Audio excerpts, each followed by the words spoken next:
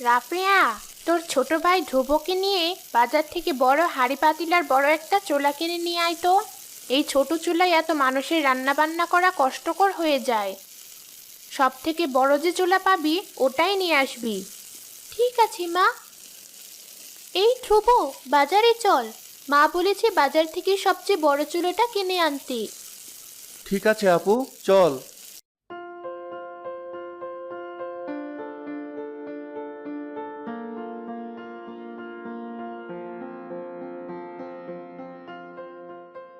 এই নিন, এটা হচ্ছে আমাদের দোকানের সবচেয়ে বড় চুলা। 20 জনের রান্নাও এই চুলায় অনায়াসে করা যাবে। চুলাটা অনেক বেশিই বড়, আর দেখতেও কেমন যেন ভয়ানক। এই চুলাটাই কি আমরা নেব আপু? আরে, কি আবোল তাবোল বকছিস? চুলা আবার ভয়ানক হয় কিভাবে? দোকানদার ভাই, আমরা এই চুলাই নিব। আপনি এটা বাড়ি নিয়ে যাওয়ার ব্যবস্থা করে দিন। রাফি আর ধ্রুব চুলা নিয়ে বাড়ি চলে আসলো।